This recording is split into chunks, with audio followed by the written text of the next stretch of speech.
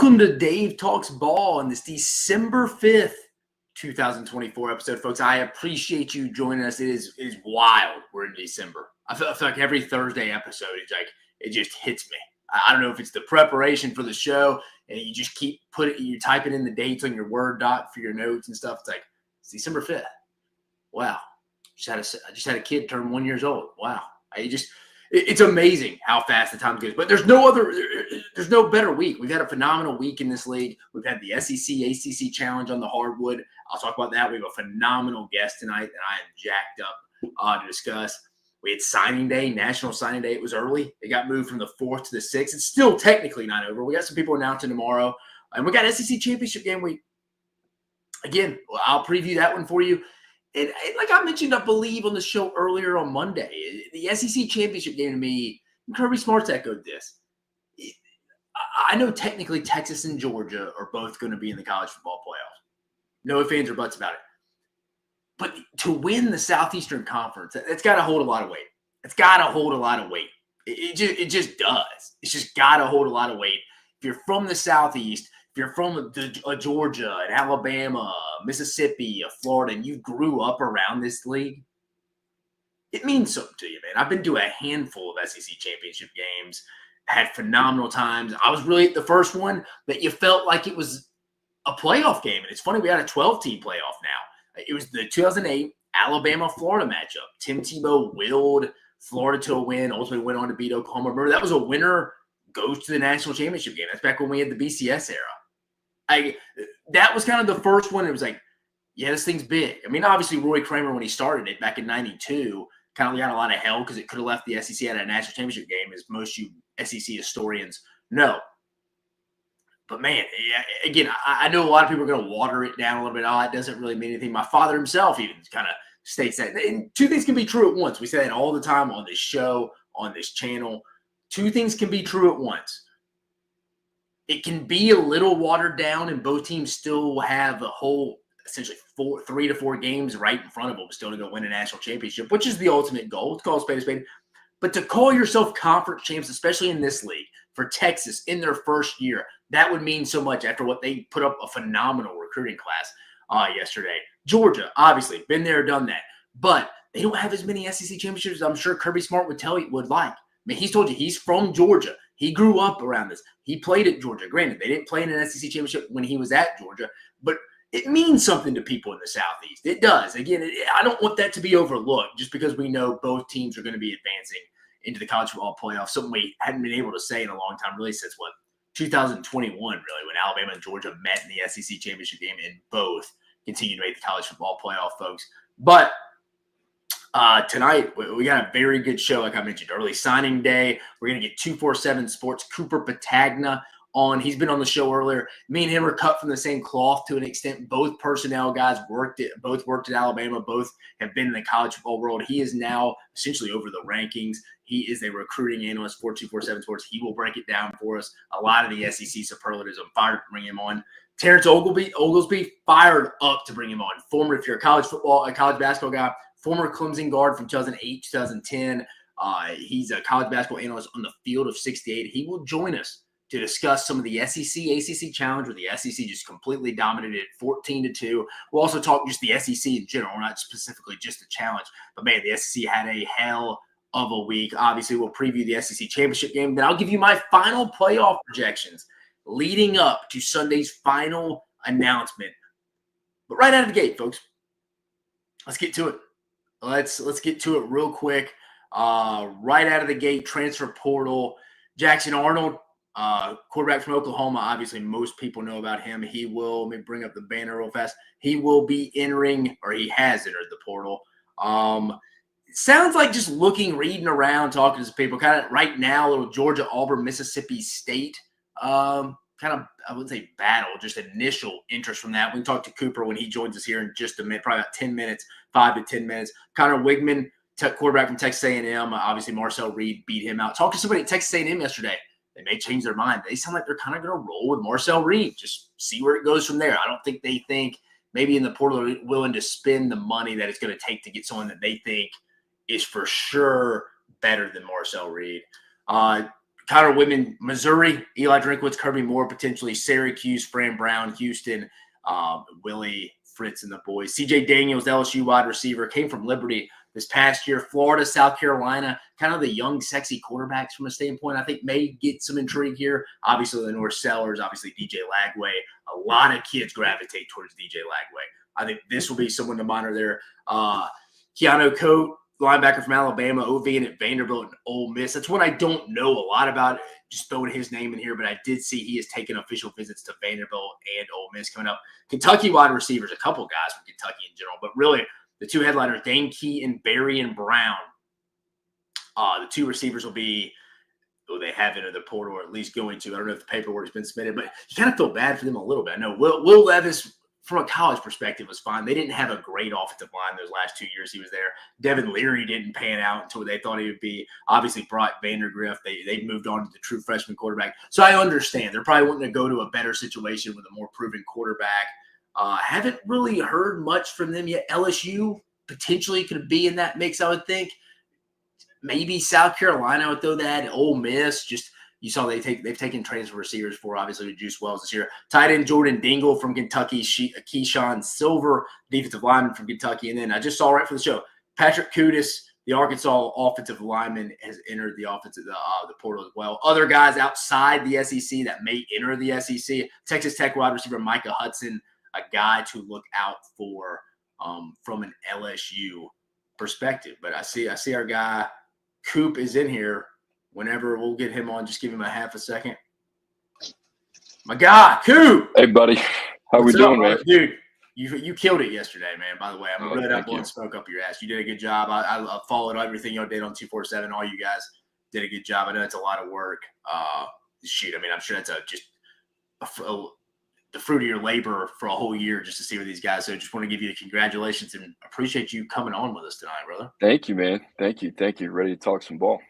Yeah, Coop. So getting right to it, what are just some initial things that stood out to you just specifically from the SEC on signing day? Obviously, signing day pushed up even earlier this year, the 4th through the 6th. What are some things – you've probably been asked this question a million times being on different shows. What are just some initial superlatives that come to your mind? I think the biggest thing is you think about the SEC. This would be the 17th consecutive year that the SEC would have a team that would finish number one in the 24/7 Sports Composite Team rankings. So – I think the dominance, obviously, that hasn't changed. But I think Texas, Georgia, what's interesting here, there's one piece left on the chessboard that's 5-star defensive lineman Justice Terry. So you think about him, what's interesting about that, Texas holds the number 1 class. They're actually in the race for Justice Terry. So is Auburn, so is Georgia.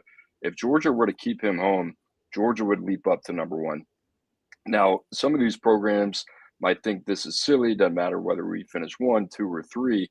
But I find interesting in, Dave, you'd be able to speak to this as well, like perceptionally, post Nick Saban, this is pretty interesting, right? You got one recruit that can put you over the top. And for Georgia, this would be the 2nd consecutive year that they would finish number 1. That's the first time that would happen. A school named Alabama would finish number 1 for 2 consecutive years. So I find that to be interesting, what happens with Justice Terry, who ends up being number 1. Nonetheless, Texas, Georgia, Alabama, all very strong classes. How did they get there? I think Texas are really strong. Last couple of days, Cade Phillips, they flipped from LSU. We have him in the top 50. He'll be in San Antonio at the All-American Bowl. I think this is one of the best corners in the country, quite honestly. And I think a guy that could end up with a 5th star next to his name. They got a lot of other guys that we like as well. So I want to kind of talk about one guy, Nick Townsend. We didn't really get to talk about him, but he's a dynamic kid that I think fits well into Texas's offense. I think Georgia, more of the same, man. Just getting it done on the defensive line, point of attack. Elijah Griffin, I think he's the cleanest, safest prospect in the class. Top 3 players are all quarterbacks. So the first defensive player off the board is Elijah Griffin. Then you think about Isaiah Gibson, Zayden Walker, and a guy that I'm a huge fan of, Chase Linton. We didn't spend a lot of time talking about him, but a guy that was a late bloomer. And Georgia had to beat out Rutgers and Georgia Tech. It's one of those that is kind of a head scratcher, but Georgia doing Georgia things. And, you look at the rest of the SEC, Alabama, what's it look like? We talked about it a lot on the show. 7 guys from the state of California, more than USC. leaning on that. What's it going to look like next year? Is that something they're going to continue to do? But Keelan Russell, Michael Carroll, big takeaways there.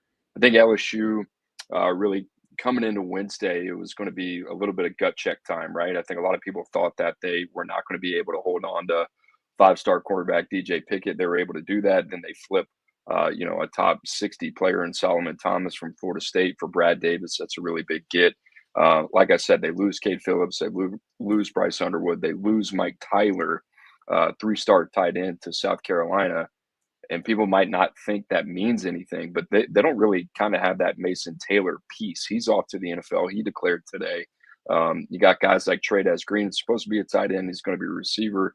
So I find it interesting. Maybe they're in the portal for a tight end, but as stacked as ever, man. Florida, you can't forget them. They were outside of the top 50. The week of the LSU game, they finished with a top 12 class, right? So, and I could go on and on. Ole Miss did some nice things. It was a nice late flip there for Mississippi State, getting Tyler Lockhart back from Ole Miss. So a lot of fireworks, man. And Tennessee's signing David Sanders today was kind of the cherry on top. Coop, you brought up, I heard you talking earlier. I forget what show you were on. I think you were on so many recently. And I thought you brought up a good point here.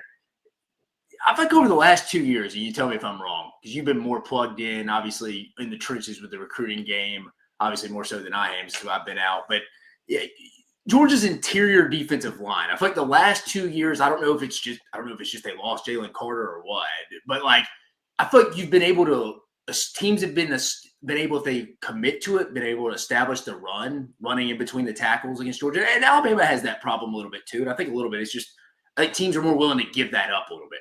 But do you think Georgia fixed that at all with any interior defensive lineman that you really like? I mean, I know they got guys like Warren Brinson and Christian Miller, Nazir Stackhouse right now. But do you see any real difference makers on that interior of the defensive line that we're used to seeing from Georgia?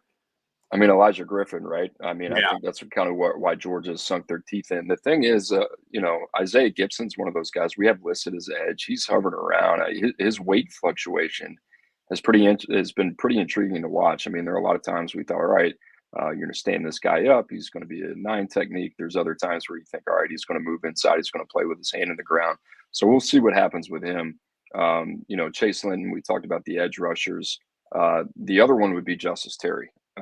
There wouldn't be a better 1-2 punch combination if they were able to land Elijah Griffin and Justice Terry. And, I think Georgia, just in terms of, you're looking back, and I'm with you. They dipped a little bit, but if the standard is Jalen Carter and Jordan Davis, I mean, that's pretty rare, right? I mean, how often does that really happen? It's that would be tough for Georgia to be able to live up to that because those guys aren't walking around every cycle, right? That's kind of the hard part about it. But I think they did a great job if they get Justice Terry here, even if they don't. I think Georgia's in a really, really good spot going forward with their interior DL. Thoughts on Texas's class? I mean, they put a pretty good class, I thought, especially for being the first year in the league. Again, Sark already had it kind of perfect timing for him rolling into the league this year. They already kind of getting that monster created. It wasn't like it was his first year. We saw that back in 2021. But just initial thoughts on their first signing class in the SEC. Well, they start like the wheels were in motion here the last couple of years. I feel like they started to kind of gear up. You felt like Texas was bracing for this year, but you could kind of see the pieces come together with the way that they had finished in the prior 2 years. But Jonah Williams, that was a big one. LSU surged late there. Guy from Texas, he's a legit MLB prospect. Like I wouldn't be stunned if he ends up playing baseball when it's all said and done. Khalil Lockett, a guy from Texas that we like. Michael Terry, a guy from San Antonio. Cade Phillips, Lance Jackson. All those guys from Texas. So they did a really good job there. Jamie French, they get out of Florida. They get Grayson Littleton out of Florida, who had decommitted from Clemson. There's all of a sudden you look up like CJ Baxter, a couple of these guys, right? They're getting into the Sunshine State a little bit. So they're planting some seeds there, man. They're super talented and super multidimensional. Elijah Barnes, I like a lot. Myron Charles, Smith Orobo. These are all guys believe it or not, on a 7-hour show.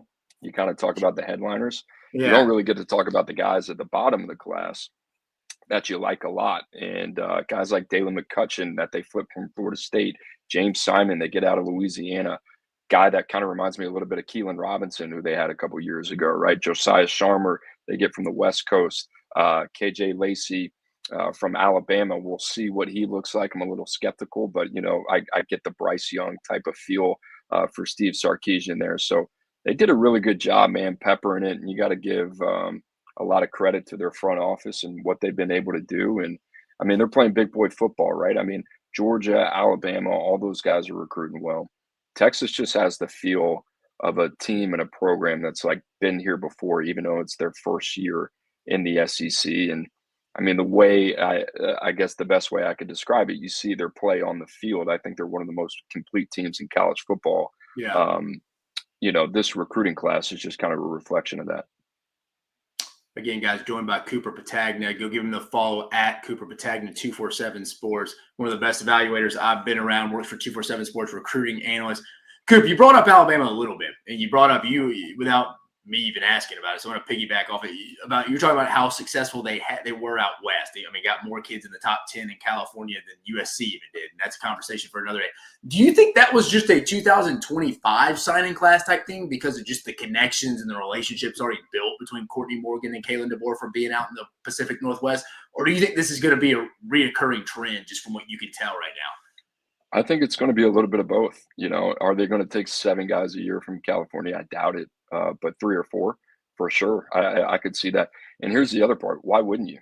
If Lincoln Riley is not going to recruit California, and we're talking about a state that is in the top 5 in terms of producing NFL talent over the last 5 years and has been for quite some time, somebody's got to recruit it. And more than likely, the answer is going to be, well, that's going to be Dan Lanning, and it's going to be Steve Sarkisian, it's going to be Mike Elko, and it's going to be Kalen DeBoer, right? So I think they did a really good job at taking advantage of that. And listen, the guys that they're taking, I mean, you think about it, DJ Lee, anybody in the country would love to have him. You think about Georgia trying to get in on him late, Chuck McDonald, another guy that we really liked, Abdul Sanders, all these guys from modern day. And you look at their 2 corners, Damani Jackson and Xavier Brown, and you love the length and athleticism that they're able to bring to that defense. So why wouldn't you do that?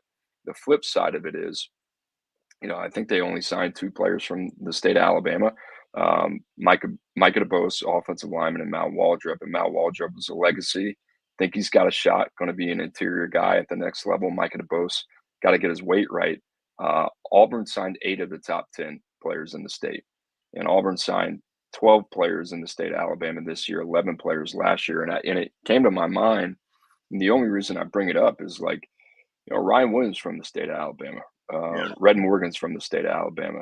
Jalen Mbakwe is from the state of Alabama. A lot of these young guys that were playing early, are from the state. And you look at Auburn, and it's Caleb Harris, Sylvester Smith, DeMarcus Riddick, right? It's a fruitful state, Alabama is, right? So it's going to be interesting. It's not like Alabama's ignoring that. I wouldn't expect that. Not everybody can play at Alabama. But in a year where you had 14 players ranked inside the top 247, I do think it's just something to keep an eye on. That's probably the best way I could put it. No, you're right. There's no definitive information whether they're going to go real heavy. Yeah, I mean, I get you either way. Good. I heard you yesterday, too, talking a little about Texas A&M, taking a little bit of a different approach maybe than Jimbo and them did. Maybe not as star-heavy, still a good class, but kind of their kind of guys, a little some like OKG kind of thing. Yeah, it's weird. Even when Texas A&M had the number 1 ranked class in 2022, and it kind of seems I don't know, for somebody that works with the rankings, right? It's pretty funny, but you see some of the guys that they signed, they pull out Shamar Stewart, who's ended up being a really, really good player out of Florida. Gabriel Brownlow-Dindy, who just jumped in the portal. I mean, that class was known for what they did in the trenches, especially defensively. LT Overton was another guy. Walter Nolan ended up at Ole Miss.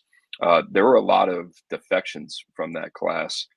This class is homemade, and I mentioned this with Texas A&M, 16 guys from the state of Texas, and you go down the list, man, and these are guys that I think just kind of fit Texas A&M, and Mike Elko, and Derek Miller, a guy that I worked with a long time ago when we were both interns at LSU. I think the thing that stands out here is there are a lot of guys with traits to become multi-year starters. And I like the fact that they built it up really from the bottom up. I mean, the guys that I want to talk about, like Landon Rink, a guy that they get from the state of Texas that I like. Tristan Norman out of Alabama, I think is a really good evaluation. You go down the line, Marcus Garcia, Jonte Newman, their offensive line. Then you are able to add the cherry on top of Lamont Rogers, Kelshawn Johnson at receiver, Jerome Miles. They had to address it, the 5-star. They flipped from USC. Kelshawn Johnson, they flipped from Georgia. Big fan of safety. Kind of reminds me a little bit of Dalton Brooks. These are all guys that are football players, but all have those traits that we all seek with every single one of these guys if you're going to play in the SEC. So I'm excited about what they're building, man. I think they're going to be a really, really strong player development program, and I think they're one of the sneakier talent ID programs, not only in the SEC but in the country. And they were doing a phenomenal job of that at Duke as well. Two more questions, Cooper, and we'll get you out of here again. Appreciate you taking the time this week. Oklahoma, what's the thought of it? Again, we talked a little Texas. I think that kind of speaks for themselves. Do you think there's kind of a gap between Oklahoma and Texas in the recruiting operations now? I'm not saying there is. I'm just asking a little bit. Your just thoughts on that initial class in the SEC for the Sooners? I do. I think that's fair to say. And the reason I say that is because, the margins are so thin in the SEC, right? I mean, you're talking about the number one class in the country with Texas, Oklahoma sitting there at 16. I mean, that starts to show up on the field, right? So you look at Oklahoma, what they've done, obviously replace an entire offensive line this past season. So what do? They go out, they get Michael Fasusi, a guy that we like that, quite honestly, one of the most talented offensive linemen in the country. It's got to come together. But certainly has a physical clay. Ryan Foji, another guy that we like, versatile guy, could be a tackle, could be a guard. Elijah Thomas, CJ Nixon, they have some talent. Cortland Gilrery is a guy that I think probably flew under the radar a little bit, but I think is a guy that's a good football player. So you have the mix of guys that are kind of like Brent Venables, Clemson-esque, or guys that are easy to overlook in the process. Then they go start 2 to 3 years and are, winnable plus players for you. It's going to be interesting because I'm interested to kind of see, all right, what does the quarterback situation look like? Jackson Arnold's out of there. I've heard there's a chance Michael Hawkins doesn't stick around. Kevin Sperry bounced and flipped to Florida State. So what does that look like? Does John Mateer come over with his offensive coordinator from Wazoo? And I think it starts and ends with that position. They've done some things in the prior cycles that I like, but this is a team that is going to be pretty interesting to watch in 2025 because I think it's starting to kind of get to that time for Brent Venables to kind of put it together. Coop, we got a fan question here from our guy Blake Ruffino at Are You Serious Sports. A question for Coop. Hashtag Ask Coop. Thoughts on LSU's offensive line haul? Yeah, no, that's a great question, man. I'll start with Solomon Thomas, obviously a guy that they flipped from Florida State and a guy that we're high on. What's interesting about him, he played tackle the majority of his junior year. We knew he was going to be an interior offensive lineman. When you evaluate these offensive linemen, especially interior bodies, you love the fact that they play tackle because to be able to be cross-trained there and then be put in the phone booth, I think that only really kind of helps them develop at the next level. And Solomon Thomas, he's a war daddy, man. I mean, thick bottom half, you talk about a guy that's a people mover. When he gets his hands on you, it's over. So I'm excited about him. What does it look like in terms of his ability to play early? I don't know, right? We'll see with those guys. I kind of threw some cold water on that because I thought DJ Chester was one of those guys that could play early. He played tackle coming out of high school, moves inside to center, and all of a sudden in my head, I'm kind of recalibrating a little bit. Maybe he should have played guard. What does that look like? Carius Kern is a freak. You talk to people around LSU, they love Carius Kern, what he brings to the table. Getting him out of Arkansas, that's a huge deal in terms of what this guy can be. Another guy pretty similar to Solomon Thomas. These aren't like long type of tackle bodies. These are interior offensive linemen with tackle-like traits. But Emory Jones was one of those guys too, and it's going to be interesting to see where Will Campbell ends up at the NFL, whether he's going to be tackle, guard. I know that sounds crazy. Tyler Miller, another big body from Mississippi. They had to hold off some teams here, but I like this guy. Got him work out in person down in Atlanta last February. This guy can do a lot of different things, and it's similar here. You're starting to sense a theme. I think more right tackle, has the ability to slide inside the guard. So they're getting guys with position flex. And then Brett Bordelon, you think about the name there, obviously coming from Newman, his brother's already with LSU, who they transitioned to a tight end. And this Bordelon kid, he's got some stuff to him, listed at 6'4", 260, probably hovering around 275, 280 now.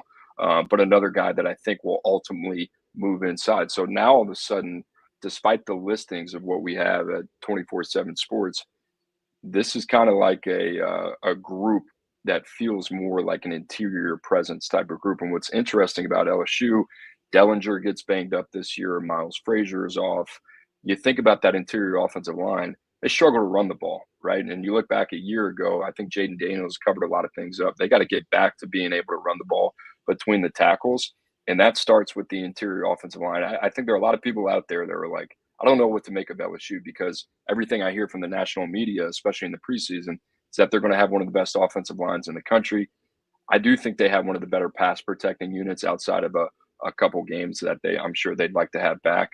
But they weren't able to run the ball consistently. And I think that has been a huge deal for Joe Sloan and Brad Davis and Brian Kelly, something that they didn't think was going to be an issue. They thought that this was really going to be something that they could hang their hat on.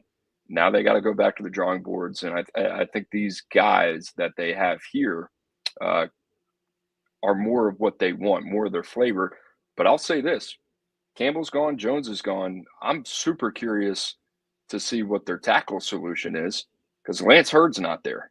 You know what I'm saying? So I don't know what that looks like. Do they go to the portal? There's some interesting guys there already starting to pop up. Tyree Adams, are you going to trust him? Is he ready to go? Talented kid, but inexperienced. So I'm fascinated. Kind of an underlying question mark for me is what LSU does at the tackle spots. Good. We got another fan question here. Cole Thompson, who's actually from the SEC, Unfiltered Family Football Junkie, does a phenomenal job. Ask Coop thoughts on Ole Miss's top 15 status and how it affects future recruiting for Lane. I thought Ole Miss was super sneaky team in terms of how they finished yesterday. Top 15 class, and it was funny. I talked to somebody around Ole Miss, and you think about Ole Miss going all in this year here in 2024. Obviously didn't work out the way that they wanted to on the field.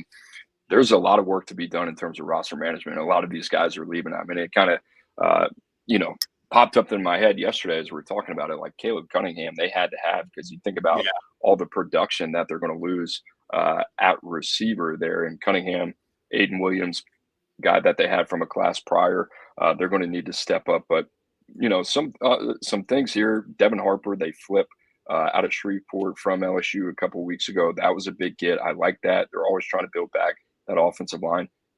Mason Dunn from Tupelo, Mississippi. A lot of people thought this dude was going to Alabama. This became an arms race at the end. This guy's sneaky, man. We snuck him into the top 150, 6'2", 180 pounds, long reactionary corner. And we got him stashed there, kind of like in that fourth round range. This is the type of guy, if it comes together, he's got day one, day two abilities. So that was a big get. Shakai Mills-Knight, originally from Canada, the running back out of Tennessee.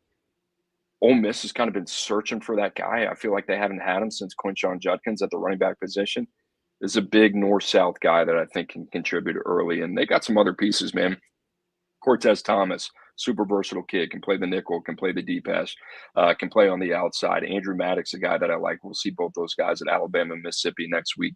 Winston Watkins, you can get into a conversation what's the NFL upside look like, but in an offense like Ole Miss, high volume kid that I think can play slot, play early.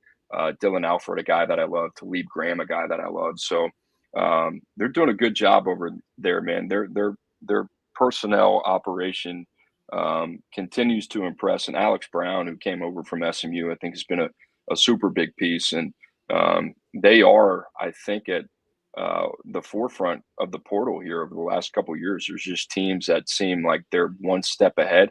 Ole Miss has been one of those teams. They've been super effective. So if Ole Miss is recruiting the high school ranks at a top 15 rate, and then they can go back to the portal, and I'm not saying every year is going to look like it did last year. It won't. But if they can be as effective as they've been on both sides of it, they're in really, really good shape here. Well, Coop, I appreciate you joining us, brother. Name recruiting encyclopedia again. Me and you cut from the same cloth, both personnel guys in the media side of things. But yeah, good. Cooper Petagna joining us. Give him the follow at CPetagna247. Over the recruiting rankings, him and Andrew Ivins do a phenomenal job over at 247. Coop, I'm not inviting myself, kind of inviting myself, but I'll be in Nashville for the SEC basketball tournament. I'm about to come crash at your place. If the missus, come on, man. I got a bedroom. We're ready for you. All right, brother. I appreciate you hopping on, man. All right, man. See you, buddy. Later, man. Again, guys, Cooper Petagna joining us from 247 Sports, one of the best evaluators I've been around. Me and him, similar background. College football guys, 9-10 years, both on the media side. One of my good buddies in the industry. Thought he would do a phenomenal job coming in, talking SEC signing day superlative. But next, one of my favorite guests we've had on the show. We hadn't had him yet, but he's about to be on. My guy, Terrence Oglesby. T.O., what's going on, brother? We've never formally met. Just chatting through DM. Thought there was no better time to bring you on than this week after the SEC ACC Challenge. But first of all, how's everything going with you, brother? Everything's good, man. I mean, outside of just rubbing my nose in it, but my Clemson Tigers, where I went to school, actually got one. So not all that upset there. Outside of that, though, man, SEC, I grew up in SEC country. I grew up in Straw Plains, which you're from 15 Tennessee, minutes right? away from Tonson Bowling. So, like, I'm in. What high school did you go to again? I went to Bradley Central. So I moved a little further south in Cleveland to Cleveland, Tennessee, which is basically right in between Chattanooga and Knoxville. But, ended up going to Clemson and stayed in South Carolina after that. Yes, yeah, I remember you playing 08 to 10. Was that it? I was looking up doing the research today. 08 to 10, was that you at Clemson? 07 and 9. Did y'all play Alabama ever at Little John when you were there? Yeah, we boat raced them at home when at their place. Godfrey was the coach then, had to be. Yeah, it was Godfrey. We boat raced them at their place. I think I had 20-something my freshman year, and then I remember that. I was my freshman year. Yeah, the following season they came to our place, and it was a much tougher game. The first one was kind of like, well, whatever, and I was bummed because like I really liked Alabama. I took a visit down there. Yeah, and it was like a big deal, and they ended up taking a kid named Scenario Hillman, who is a pretty good player, but it was just didn't work out. More of an explosive guy. He had some big dunks, you're right? Just not a great consistent shot. I remember Scenario Hillman. I know who you're talking about. But dude, I appreciate you joining us, guys. Remember, Terrence Oglesby joining us here from the Field of 68. I mean, you're the basketball analyst for the Hornets Live. He just talked about my guy Brandon Miller some. Also seen on ESPN, Fox, NBA TV. I mean, where aren't you, T.O.? I mean, honestly, CBS Sports Network. Like I mentioned, we just talked about it. Former Clemson guard from 07 to 2009. But T.O., let's get right into it. Just thoughts in general, not even just SEC. Just this short season so far, college basketball. What's some things that come to your mind? I think the biggest thing is how good the SEC actually is. And I can't remember how many years ago it was that the commissioner came out and said, hey, we need to start investing in football or in basketball. We've been a football conference forever, even back to the Spurrier days, Phil Fulmer, all these guys, Saban, whenever he first got the job. It's been a football conference forever.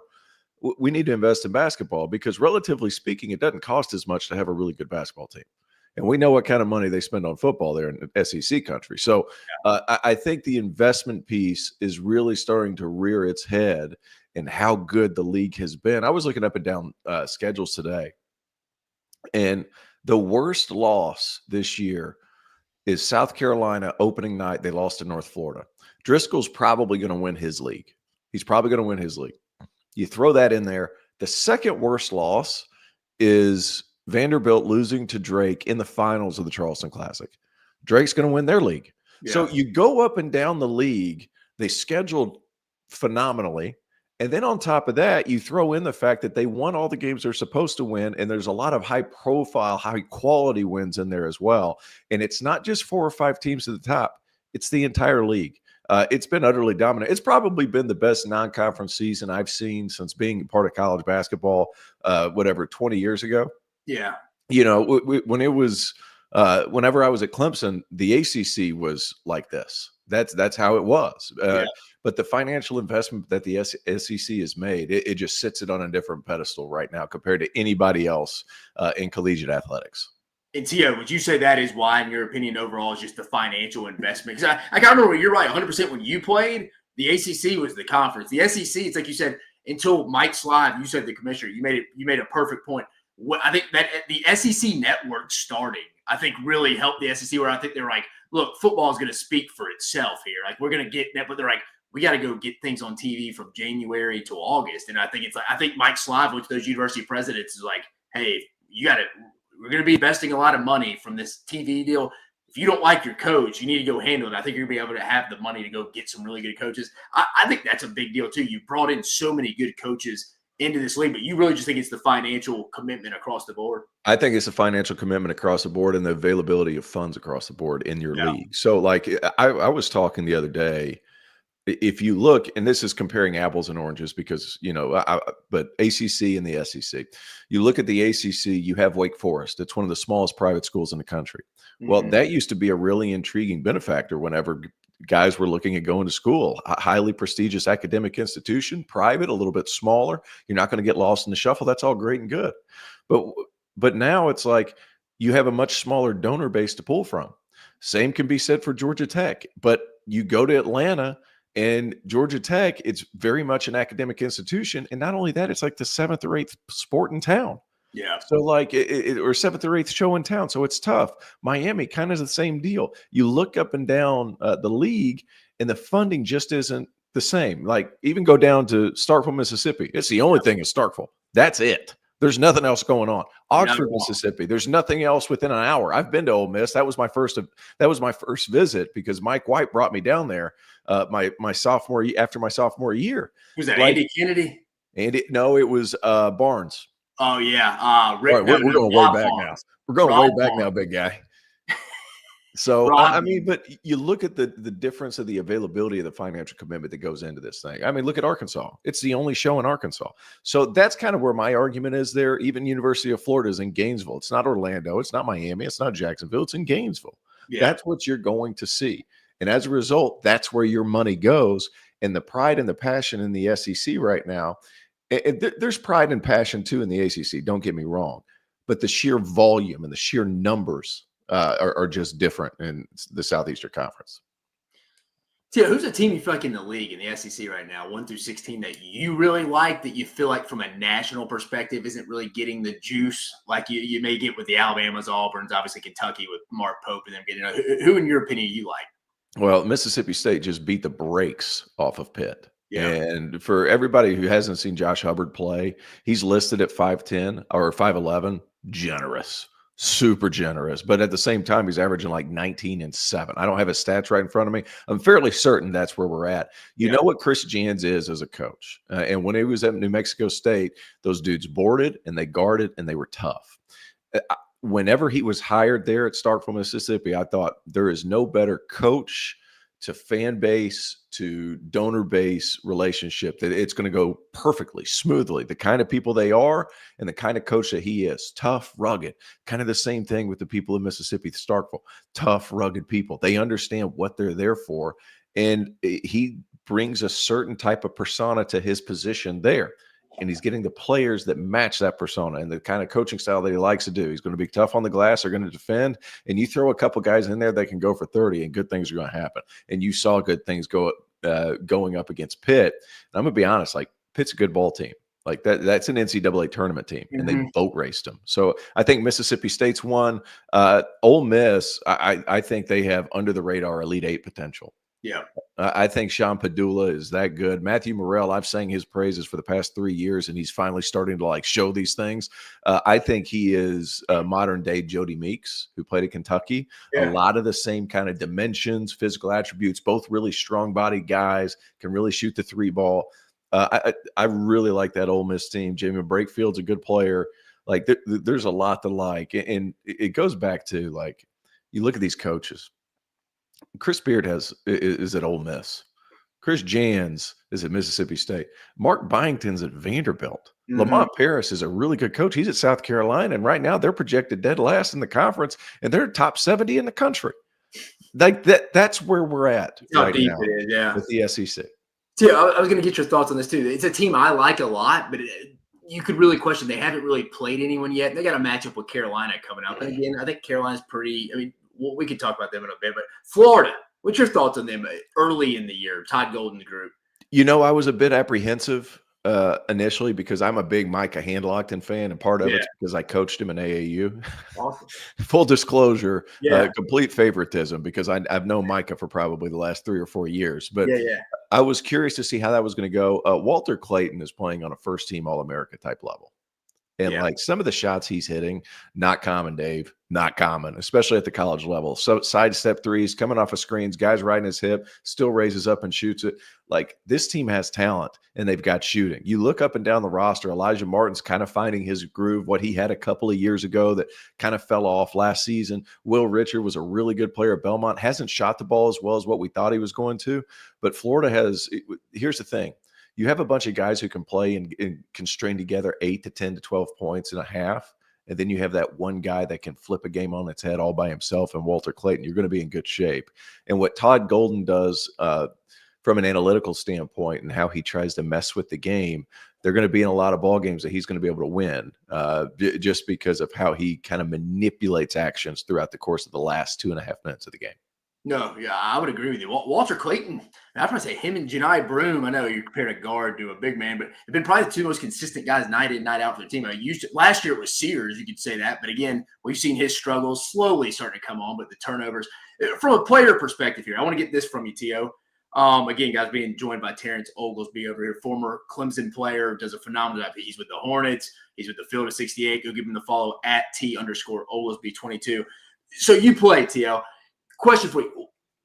I'm interested in this because I played at the high school level. I obviously didn't play at the college level. I have more of a background in college football, but I've always had a passion for college basketball.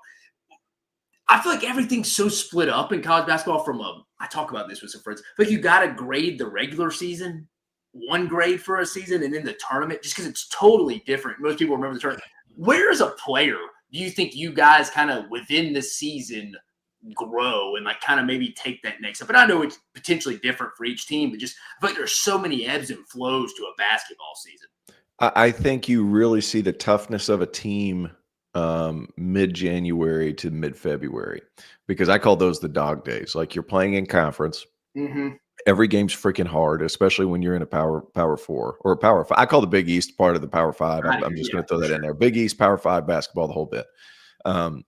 Every night's a grind. You're beat up, you're tired. You have to rely on what got you there to begin with. And you see teams either start to separate themselves a little bit or, they fall behind. That's kind of the point where I'm like, man, this was, as a player, the hardest part of the season was it's no longer new. You're no longer fresh into conference play. You're in the middle of it. The tournament is too far away to really think about, and you're just in it. So the teams that are really good in January, mid part of February, like that's when you can start to kind of put together like these guys are legit. They're going to be for real.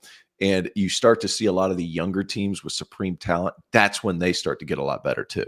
So like, for example, everybody's beating the drum on Duke. Well, yeah, they have a couple of losses, just beat Auburn at home. It's tough to play in Cameron Indoor, but I still feel like Duke is going to be their best version of themselves by mid-February.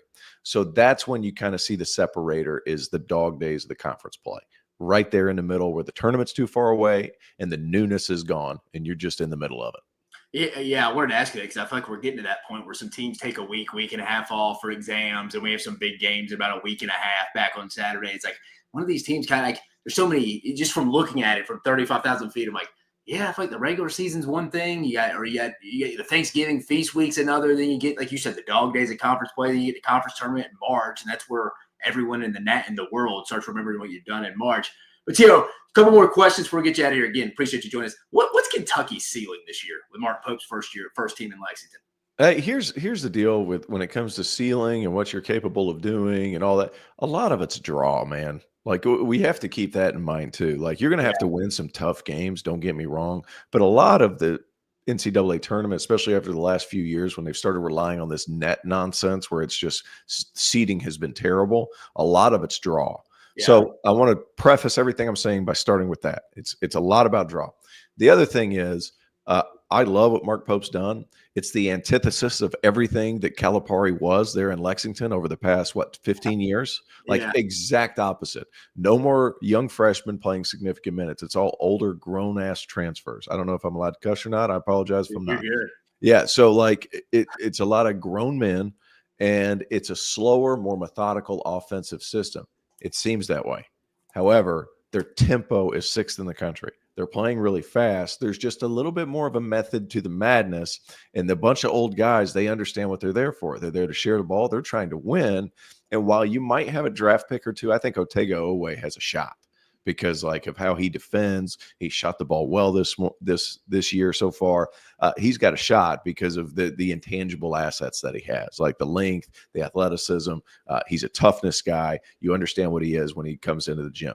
But at the same time, you have a bunch of guys that could play in the NBA, but aren't necessarily lottery picks.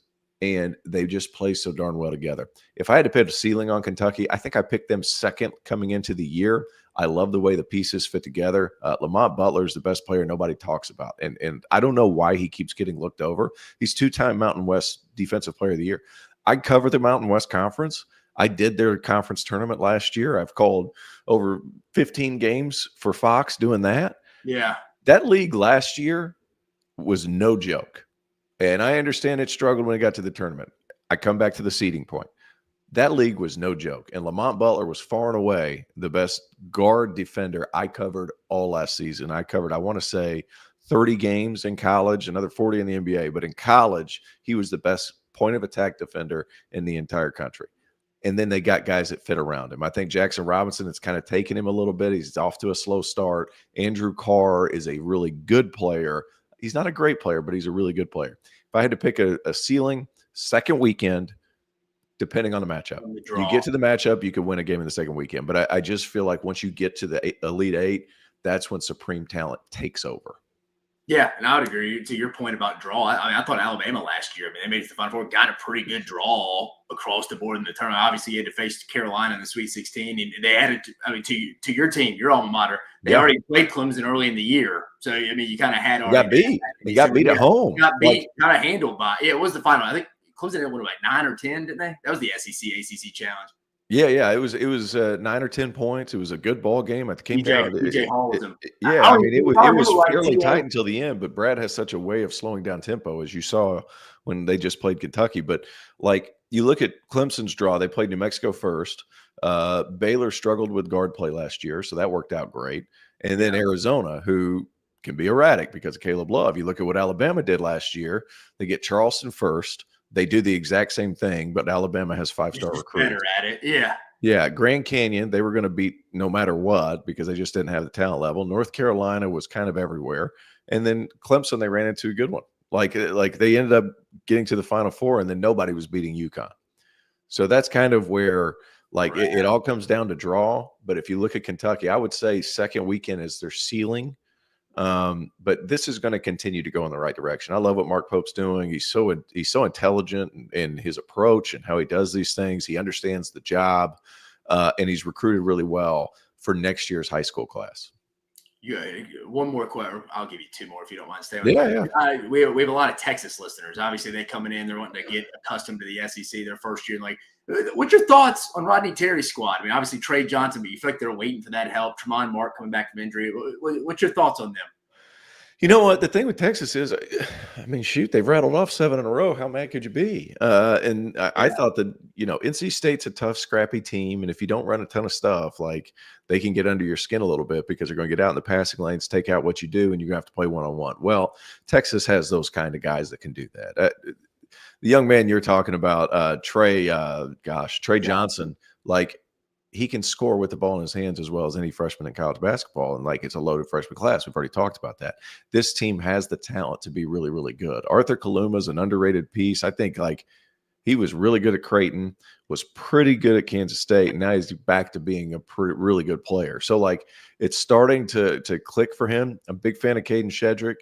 Texas is tough, but so is the entire league. That's kind of where we're at. I think 11 teams in the NCAA tournament. It's funny you said that. I was literally about to ask. Yeah, I think 11 teams. And, the top 4 or 5, Tennessee's going, Alabama's going, Kentucky's going, those schools are going. However, when it starts to get down to Georgia's 8-1, Mike White's done a great job there. Yeah. And they've got talent. But Blue Cane's a good player. Asa Noel is going to be a lottery pick. I think your guy helps him. RJ Godfrey transferred over there. Yeah, he's a toughness guy, and he's an older guy alongside a lot of these younger players. Oklahoma's come out of nowhere.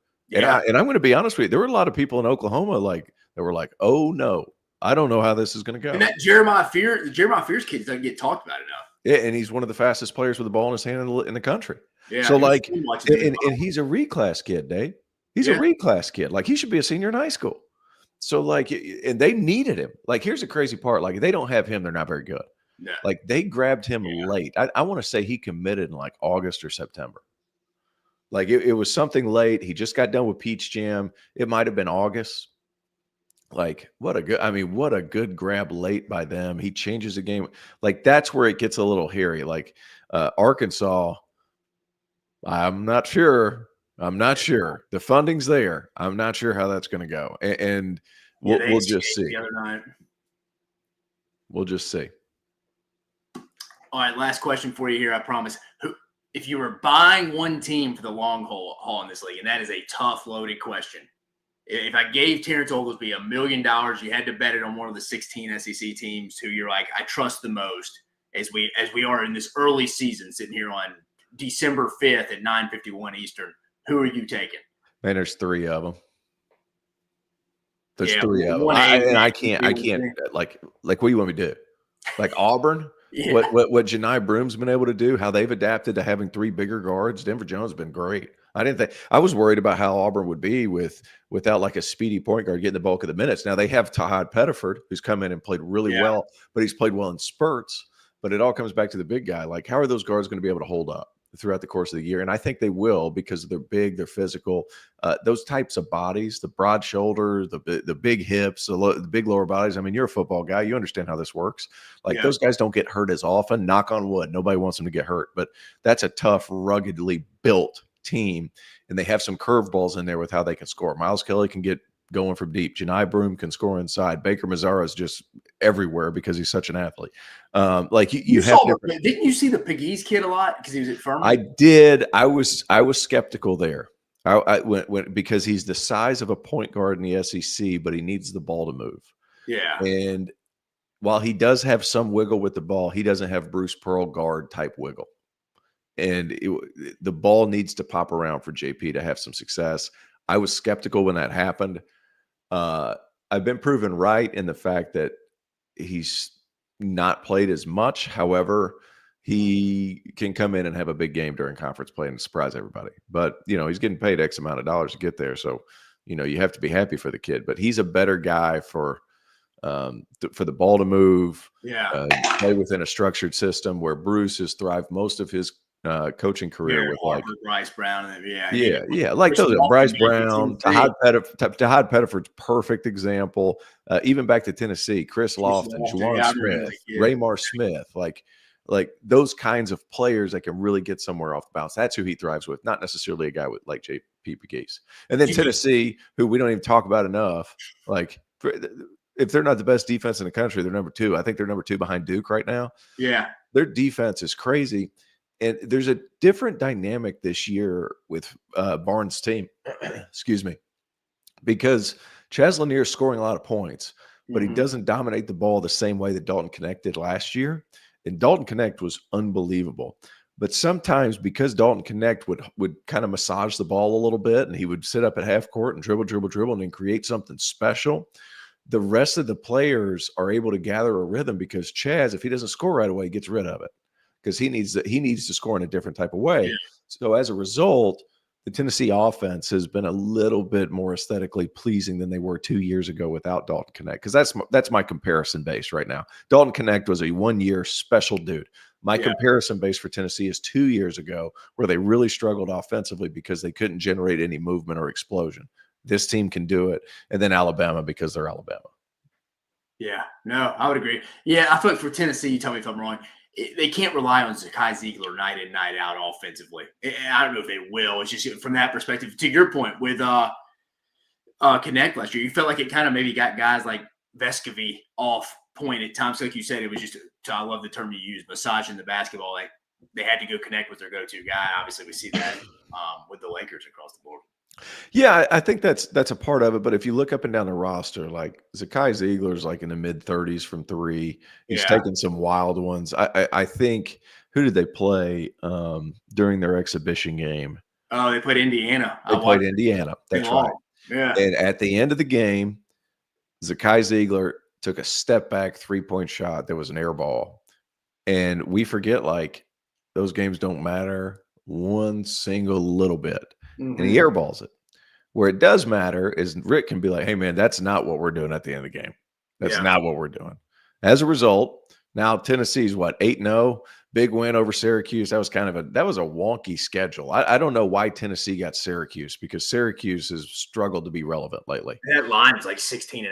Yeah, that was a weird one. The matchups this year, I will say, like, they did uneven a little bit. They didn't pick them very well. I saw that. Are they keeping the same as next year? You think they'll mix it up a little bit?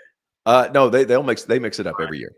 They mix it up every year. So they need to do a better job of scheduling that thing. But like if of the ACC picking who they want their teams to play, because this was a tough one. But Chaz Lanier shooting almost 48% from three. You look at Igor Milicic, who came in as like an offensive guy. He's defending at a high level. Jordan Gainey shooting 37%, being more assertive on the offensive end. Shooting 63% from two.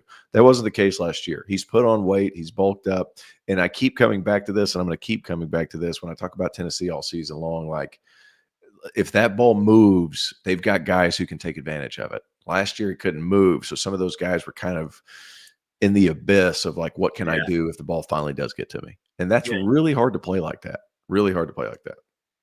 Well, T.O., I appreciate you joining us, man. Yeah, you were very gracious with your time. I appreciate you hopping on, guys. Again, Terrence Oglesby, I mean, you're all over the hardwood, man. You're with the Hornets, with ESPN, the Field of 68. You do a phenomenal job. I listen to y'all stuff all the time, man. I appreciate you taking the time, especially last minute with me hitting you up today to get on. Just wanted to talk some basketball, obviously, with the SEC, ACC Challenge. And, man, I'd love to have you on some other time as we get deeper into the basketball season. Yeah, man, that sounds good. I appreciate you, man. I grew up an SEC guy, so I was at. Were you a Vol growing up? I was a Vol growing up. I was a Vol basketball guy, and I was a Florida. I was a Vol football guy, and I was a Vol football guy, a Gator basketball guy. Reason being, when Billy Donovan took the head coaching job at Florida, Lee Humphrey, who was at Maryville High School, was right down the road. Yeah. So when Lee went down there, I was like, man, there's a shot I could go there. So I started watching. I was like, oh, man, whenever he committed, it was like Teddy Dupay and Brett Nelson and Udonis Haslam was on that team. They had a guy named DJ Harvey that was like the best player. Like, that was a fun group. And then funny story, like, that was back when Eric Ainge, Casey Clausen, like that whole bunch of – and I was at the Tennessee-Florida football game when Tennessee hit like a 50-yard field goal or something.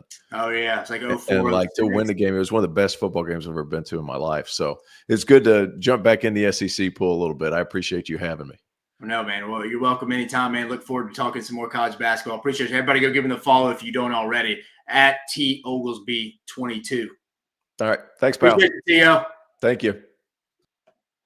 Terrence Oglesby, guy, just does a phenomenal job covering the sport. You can tell he's very passionate about it, played at a high level at Clemson. I remember him as a player. That's why I opened up the segment. I remember watching that game when I was in high school when they beat Alabama back-to-back years. Pretty bad when he was there. But I was glad he could join us. I hit him up today. I wanted to talk a little ACC, SEC challenge. Obviously, the SEC getting the 14-2 dominant performance across. We're going to go a little bit more in depth of that, but in case you missed it, I did 2 live reactions to it. Go check that out. We're already at the 58-minute, and I still have to give you my SEC championship game preview, and I also got to give you my final CFP projections. Is it before the final one on Sunday, folks? But let's get to it. Texas versus Georgia. Texas minus 2.5, 49.5. The Southeastern Conference championship game, folks. Texas, we're in the white. We're in the old icy white. They deferred. I don't even know how they picked the schedule. I don't even know how they picked who was the home team. It used to be the SEC East and West used to rotate depending who was getting to wear the home uniform. So I don't know how really – I'll be honest with you. I usually feel like I know a lot of that stuff. I don't know how they did the uniform this year. But like I mentioned, 4 p.m. Eastern on ABC. I believe this will be the Herb Street Fowler game as it should. Texas minus 2.5. Point total 4.5, 49.5. As always, setting the tone for you. I talked about it at the beginning of the show, guys.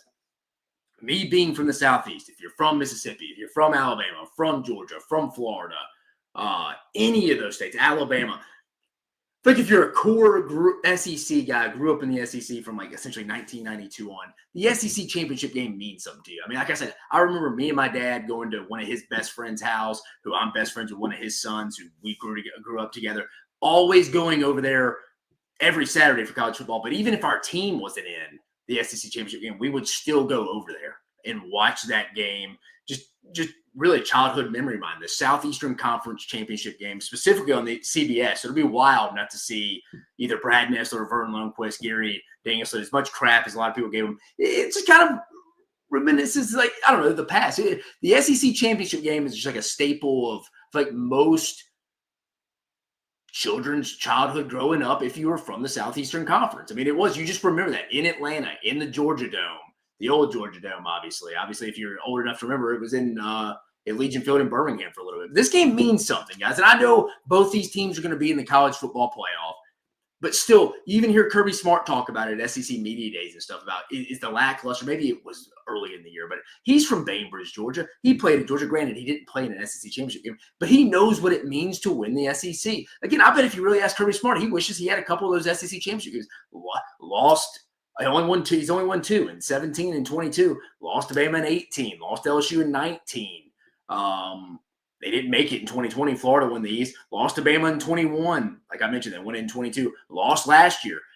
Kirby got what 2-4 in SEC championship games? I'm sure if you really asked him, he's like, man, I have about as many SEC championships at Georgia as I have national championships. I think he probably thought that would be more. So this does mean something. Texas, first year coming to the league, that'd be phenomenal for them to come in and win the SEC in their first year. Now, Sark has had this thing rolling, so it's just perfect timing, but still, first year in the league, significant, guys. Again, both teams are in. This is really a seeding game. Kind of feels like Texas is probably locked in at 2. Now, if Oregon were to lose to Penn State in Indianapolis on Saturday night, I think Texas could probably move up to number 1, maybe potentially Georgia as well. Georgia were to lose, Georgia probably drop. I was talking to people today. They're like, you think Georgia may lose a home game to this?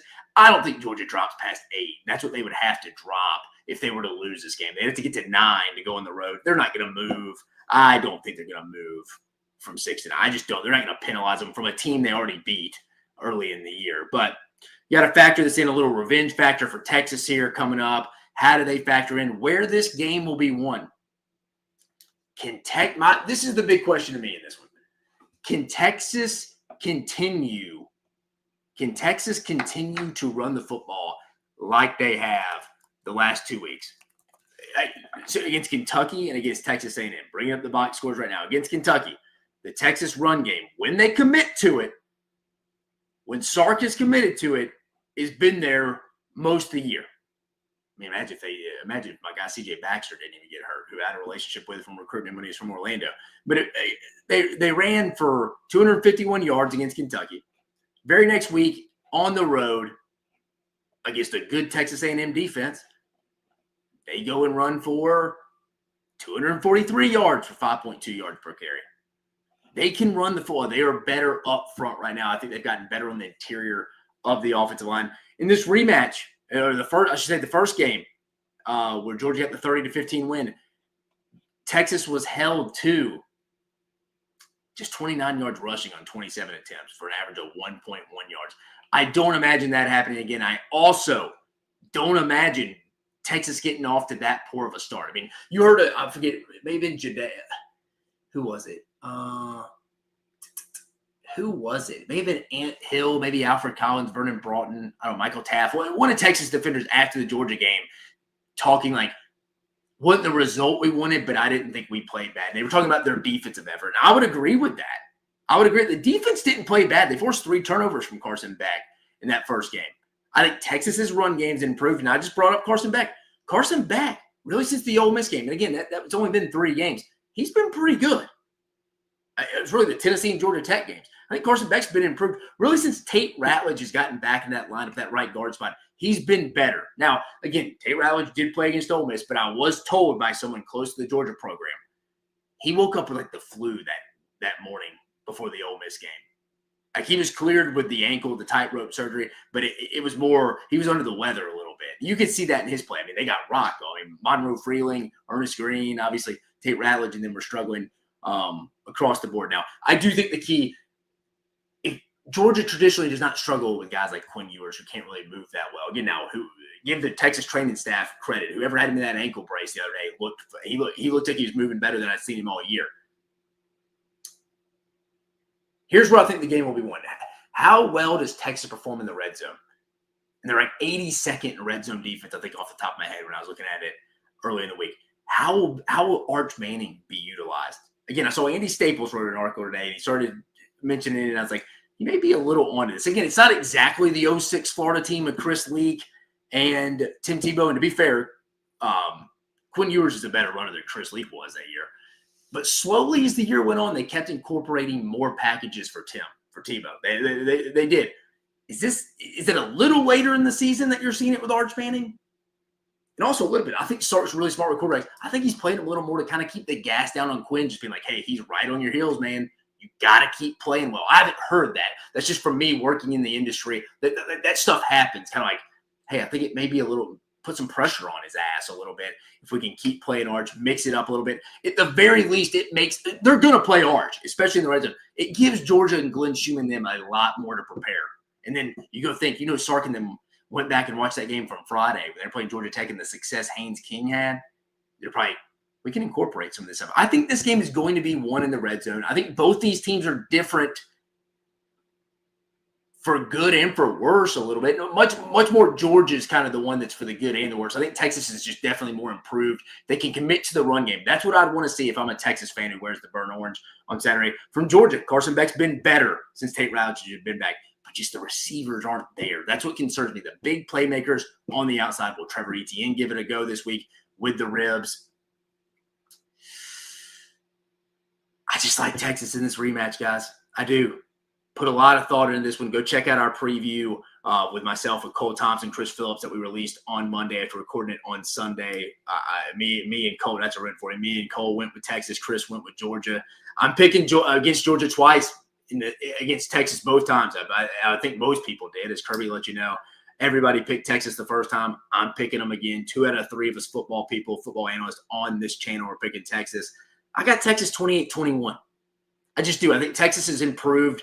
I think that they figured themselves out a little bit more offensively. They can't get off to the rough start like they had. It just isn't possible. I doubt they're running for 1.1 yards a carry again. I think Georgia's interior defense has gotten a little weaker as the season's gone on. I think Texas's run game has gotten a little better. Not a little. It's gotten a lot better over these last 2 games.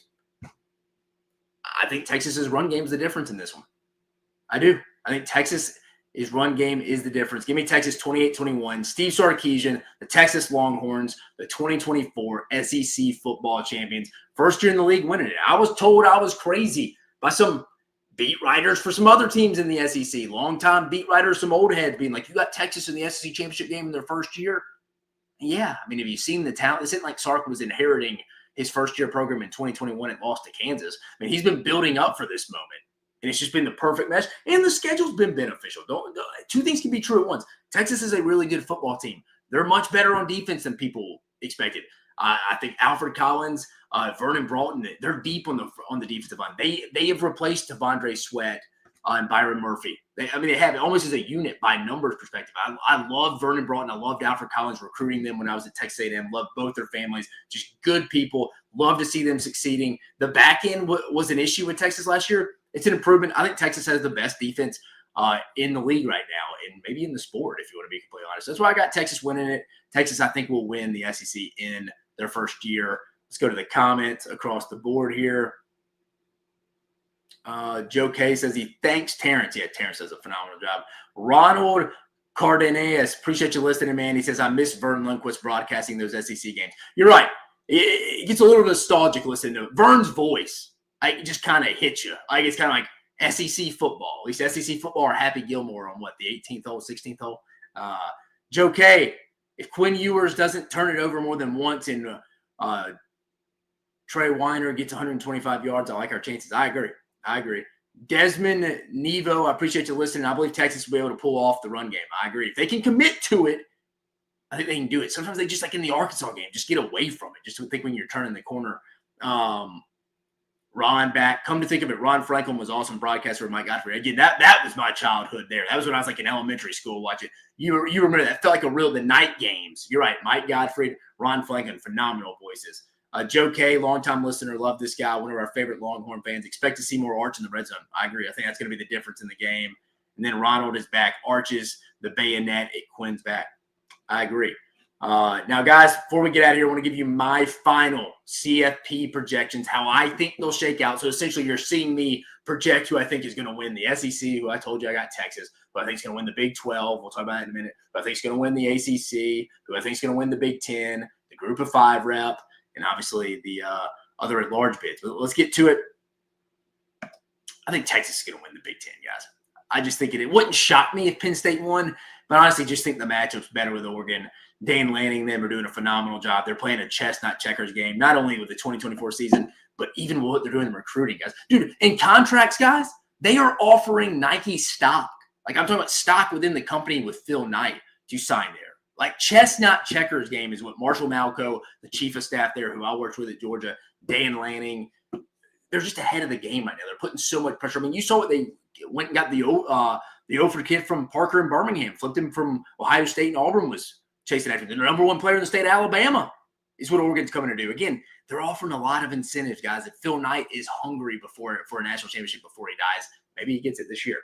Number 2, like I mentioned, the SEC champion, Texas, I think, comes in at number 2. Like I mentioned, Texas could slide into that 1 spot if Oregon were to lose. I feel like Oregon's locked into either the 1 or 5 spot, right? I mean, they're going to be the 1 seed. If they win the Big Ten, they'll be the first at-large bid is a number 5 seed. But again, I got Texas coming in as the number 2 seed. Number 3, Boise State.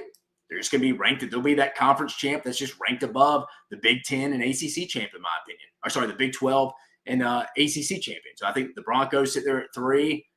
You can believe it or not, they got a matchup tomorrow night on the blue turf, Smurf Field, against UNLV for the Mountain West Conference tomorrow night. So you'll see that. I think a lot of people anticipate if UNLV beats Boise, they'll be in that spot. Now, UNLV will not be the 3 seed, guys, if they were to win the Mountain West and to be the Group of 5 rep. The team up 6-4 for the Group of 5, Tulane, man. They just didn't drop that game to Memphis last week, and they beat Army in the AAC championship. They'd be the Group of 5 rep if Boise were to lose. I don't think Boise loses, though, at home. So I think Boise is going to be the 3 seed. Here's the first shocker. A lot of people aren't talking about it. I like Matt Campbell and the boys. In the Big 12 title game to kick us off, the brunch game in Arlington at Jerry's World. I think the Big 12, I think the Iowa State, I like the Cyclones. They're always sneaky. Love those guys. They're one of our clients over there at QuickU. So close to them, a little biased, but I do think they win this game because I think the wide receiver, forget his name off the top of my head, for Arizona State being out, who's their kind of go-to guy, I think that'll hurt Kenny D, Dillingham, and then the boys. Give me Matt Campbell and the boys. So I think the last bye here will go to the Big 12 champ, to Iowa State. Going to the first at-large bid, they will not be getting a bye because they're not eligible for it. The Notre Dame Fighting Irish, obviously, as we all know, unless you've been living under a rock since forever, they're not in a conference, so they do not get a first-round opportunity. But they only have 1 loss to Northern Illinois early in the season. They finished 11-1. Obviously, they're done. I think Notre Dame's going to be locked into that 5 unless Oregon loses. Remember, like I said, if Oregon loses, I think they get that 5. Notre Dame would get bumped to that 6. Speaking of 6, got to go Ohio State. In this situation I'm presenting, I think Ohio State's going to sit there at 6, probably. I mean, I just think that's fair. The 2, I know it's coming off the loss to Michigan, but I don't think they bump them any further than that. Obviously, they have to have them above Penn State because they would have the 2 losses, and then Ohio State got the road win at Happy Valley. So they're going to give them the nod from a Big Ten perspective. But I got Ohio State coming in as the 6 seed.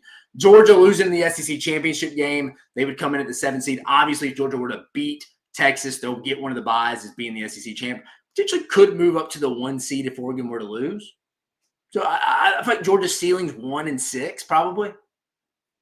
I say they're probably going to be either 1 or 6, but 1 or 7. I apologize. I think they come in at the 7 spot there. The 8 spot, I just mentioned the Penn State and Nittany Lions. I think they do lose in Indianapolis on Saturday night to Oregon. Therefore, I think they drop to 8. If they were to win, they're not going to – maybe they are 1. That'd be their only loss. That's interesting there. Do they come in as – it probably depends.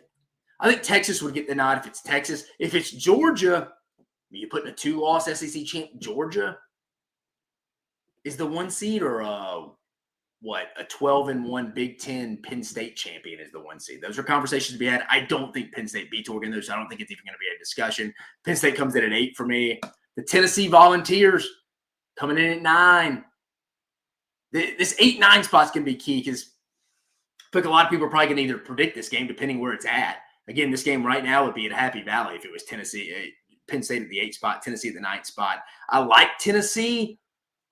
I think they're one of the more, I don't want to use the word fraud, but one of the teams I don't believe in overall in this 12-team race. And I hate that. We had a lot of great Tennessee listeners. My in-laws are massive Tennessee people. They were actually all at the Thanksgiving dinner for my in-laws on Saturday when we were watching our Shit Shape brunch, when we were watching the Vanderbilt game. Pure pandemonium panic when Vanderbilt went up 14-0, by the way. I wish I could have filmed that and shown you all that live. But no, I like Tennessee's defense. They roll 10 deep. I mean, when they show that stat, they got about 10 defensive linemen that have played 100-plus snaps. You'll love that in playoff time, obviously, with playing good competition down the stretch and depth being as thin as possible for most teams in college football now. I just don't trust the offense, man. I just don't trust the offense. Josh Heupel in big road games would really scare me in this trip if they had to go to Happy Valley. I think home field advantage in that first round will be key for Tennessee. I just don't think they get it. I don't think they get below the 9 seed. Going to the 10 seed, the Indiana Hoosiers. This would make them travel to Athens in that first round matchup. Indiana's a playoff team, folks. You say what you want. I don't think that Ohio State game was as bad as the score indicated. And again, with the chaos with Alabama losing to Oklahoma, Ole Miss losing to Florida, we saw 2 weeks ago, just across the board, A&M losing, them being out now. Indiana's a playoff team. That'll be the 4th Big Ten team. So they come in at 10. And I got Alabama, guys. The conversation at this point, the way I've been going, I might as well already ruin it for you. I got Clemson at 12. So I got Clemson winning the ACC. And I think it's going to come down to that final spot, Alabama at 11 or SMU. And again, I love Rhett Lashley. Worked with him in 2016 at Auburn. Dealt with the offense a ton on that side of the ball. Love Rhett Lashley. Love his family. They do phenomenal things. 2 things can be true at once, folks. SMU's had a hell of a season. But out of their 8 conference games in the ACC, 6 out of those 8 teams have an overall record of have either a record of 500 or below 500. 6 of their 8 conference opponents have a record of 500 or worse. Almost like 85% of their conference opponents are at best 500 or worse, guys, or have a losing record. That's not all conferences and schedules are created equally, guys. If we're just going by a win-loss number, sure, put SMU in there. Sure, if you're bothered a conference champion runner-up, and if they didn't play this game, they're probably in. They would be in. Sure. But come on, Alabama's got the better resume, and Alabama's the better football team out of these 2. I hate to say that. 2 things can be true at once. I like Rhett Lashley a lot. I think he does a phenomenal job at SMU. Tip of the cap to that staff. J.R. Sandlin, the general manager over there, they do a good job, man. Casey Woods does a good job over there on the offensive side of the ball. They have a really good staff. They have a good football team. I don't know how you could put them in over Alabama, honestly. And then people are going to go, well, what about the branding for Alabama? Yeah, we'd be blind and dumb not to incorporate that. That matters to TV dollars. Alabama coming in at 11 right now. Alabama would be going at Ohio State to open up the playoffs. Alabama at the Horseshoe. That will do unreal TV numbers. Much better than SMU at Ohio State. So people are like, well, that shouldn't count. I'm with you when you're evaluating the football team. But college football is a big business, folks. I tell people that all the time. That's going to matter whether we want to believe it or not. You can have your opinion on if it's right. It's just, it is what it is. It's going to matter. And I also think at the end of the day, Alabama's the better football team. They have the better resume. They're going to, if SMU loses in this situation, like I have Clemson winning on Saturday night in Charlotte, you have a 1 loss difference. SMU played an extra game, and I hear that. I just don't think the ACC is worth a 2-bid league this year. I think the SEC should get the 4th spot over that. And again, Alabama's lucky to even be in this conversation. They are. You lose 3 games, I think you should be out. But I also think we're fielding a 12-team field now. This isn't a 4-team field anymore. We got to get the best 12 teams in. I think Alabama's better than SMU. So I think Alabama comes in at 11. Remember, they would open up at Ohio State. That'd be phenomenal. And then I got Clemson coming in as the ACC rep, as the 12 seed. They would open up at Notre Dame. That'd be another good game, too. So the matchups in this game would be, for me, obviously, Oregon, Texas, Boise, and Iowa State would get the 4 byes. Notre Dame, Clemson at Notre Dame, Alabama at Ohio State, Indiana at Georgia, and Tennessee at Penn State would be my playoffs. These are my final rankings. These are my predictions. Again, I got Texas winning the SEC. I got Boise getting the Group of 5 rep, winning the Mountain West. I have Oregon winning the Big Ten. I have Iowa State in the upset, and I don't really think it's much of an upset, but winning the Big 12 on Saturday afternoon. And then I got Clemson. It just feels like Clemson's going to backdoor their way into this. Maybe backdoor is the wrong way. They'll earn it if they go win it. It's just interesting. They'll go. I think they're just a better team than SMU, and it's the best team SMU will face. But you also got to incorporate it in the conversation between Alabama and SMU. We've seen 2 SEC teams beat Clemson this year. We saw Georgia beat Clemson by 31 week 1. Long time ago, but still, it has to matter. We just saw last week South Carolina go into Clemson's house again at Death Valley and win. So we've seen Clemson lose to 2 SEC teams overall by combined. What was the final with the South Carolina Clemson score last week? What was it? 16-7. So they lost by what? No, that wasn't it. 17-14. So combined, they've lost to 2 SEC teams by 34 points. And then let's say SMU loses to this Clemson team. Why should they get in over Alabama? We've seen what Clemson did against the SEC this year. They're 0-2. So if SMU goes and loses to this Clemson team who struggled against the SEC, why would we put SMU after a loss over an SEC team who beat Georgia, who crushed Clemson, who then SMU lost to Clemson? I know it's the transitive property. I'm not all about that either. But again, I think it's just I don't really think it's much of a case. And I hate saying that. Again, I hate someone losing in their conference championship, playing the extra game, and they're out. But not all conferences are created equally, folks. I think 2 things can be true at once. Rhett Lashlee, SMU, if they were to lose, now they win. Sunday's not even drama. There's not even drama on Sunday. We know the teams. It'll just be fielding the seeding. And now, if Oregon were to lose the Big Ten, and let's say Georgia win the SEC, we could have a seeding drama, and that's fair because where games are played in December when we're comparing these Big Ten teams who are up north in Columbus and State College compared to the Southeast, who gets these home games?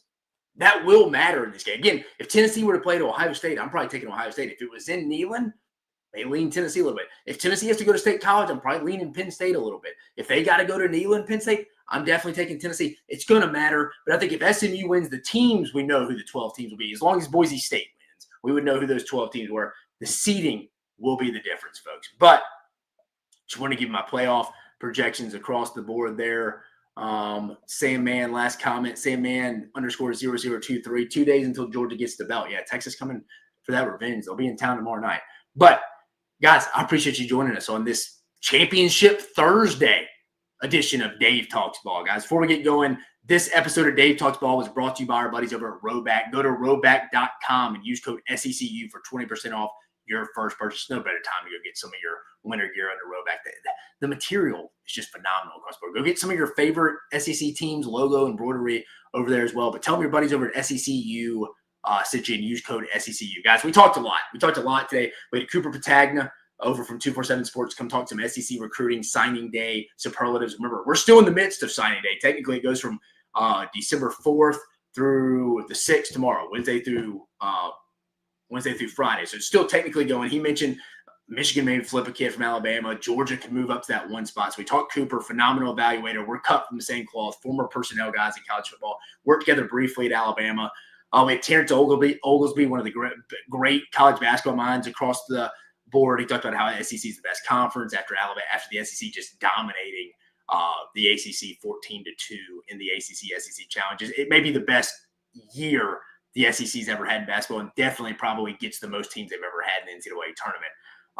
I gave you my SEC championship game prediction. I'm going to go with Texas. I think the difference is going to be the red zone running game and just the run game in general for Texas. I think they're much better this go ahead after seeing what they've done against Kentucky and Texas A&M the last 2 weeks.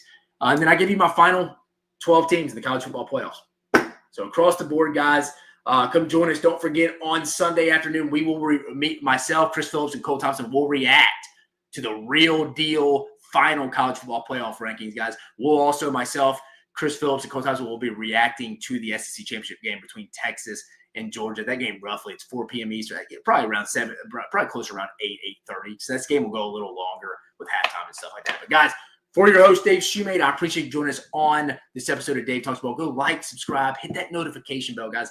It's the best SEC content around. SEC unfiltered football, basketball, baseball, all year round, guys. For your host, Dave Shoemate, I hope you have a phenomenal weekend. Go embrace championship weekend, guys. It's one of the better weekends of the season, but I can't wait to see you on Saturday night as we react to the Georgia-Texas SEC championship game. Have a phenomenal weekend.